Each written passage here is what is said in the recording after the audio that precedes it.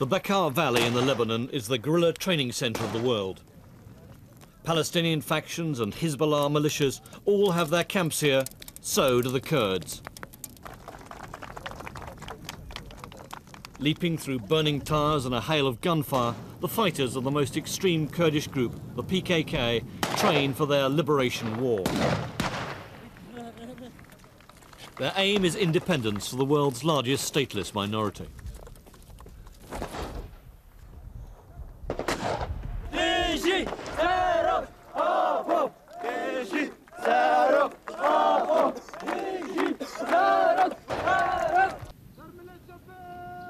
At the Marsoum Military Academy, recruits are lectured at length by the PKK General Secretary, Abdullah Ocalan, a Marxist who's like a latter-day Middle Eastern Ho Chi Minh.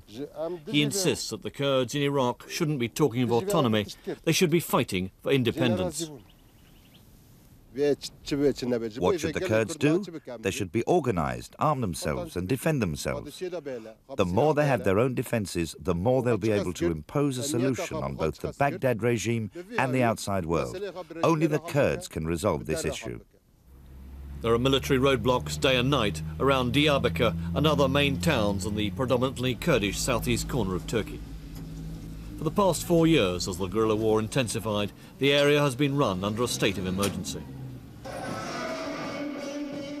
A permit is needed for a gathering like a wedding, and a wedding in Diyarbakir soon becomes a defiant Kurdish celebration.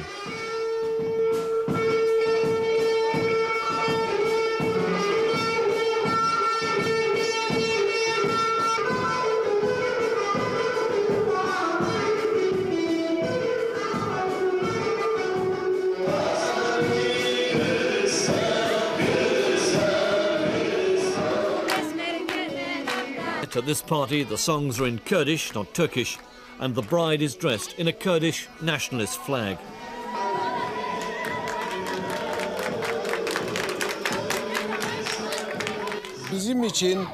For us in Turkish Kurdistan, if we look at what's happening now and what's happened before, we can see independence is possible. It's a demand we can't give up. It's our ultimate goal, and we will achieve independence. We've broken the chains of fear. In Iraq, the Kurds are fighting for autonomy, but here in Turkey, we're fighting for independence, and we'll fight to the bitter end. The bloodshed will continue. It's no idle threat. The PKK have killed nearly 1,000 people in the past 4 years, half of them fellow Kurds. 26 died in this, their biggest attack, near Eru last June. The PKK operate from bases inside Turkey, but their strategy is planned at their camp in Lebanon's Bekaa Valley. The PKK camp is close to the Syrian border, and to reach it we pass through Syrian checkpoints. It seems impossible this training could go on without full Syrian approval. In this exercise, the PKK showed off their firepower, including rocket-propelled grenades, in an attack on a pile of rocks that represent a Turkish army post.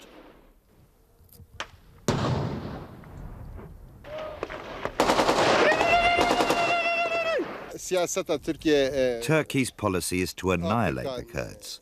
This has been the policy for centuries. Now, as Al has admitted, there are Kurds in Turkey. This is because of our struggle. If they'd had their way, they would have got rid of the Kurds once and for all. Now, thanks to our struggle, they've repented, but there's still danger. If we relaxed, they'd return to their old ways. The PKK pride themselves on having no sex discrimination. The 30 women training here take full part in the military activities and share what seems an unrealistic optimism over the PKK's immediate chances. The Kurdish people are marching towards a people's republic. The day of victory is very near. We've got faith in ourselves.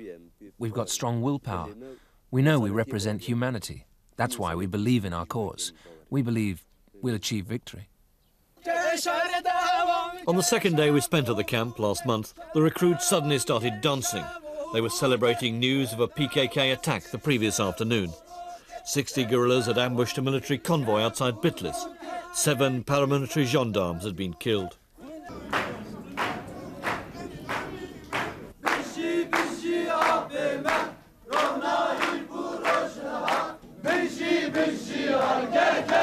In Diyarbakir, demonstrators of the hunger strike chant, long live the People's Army of Kurdistan.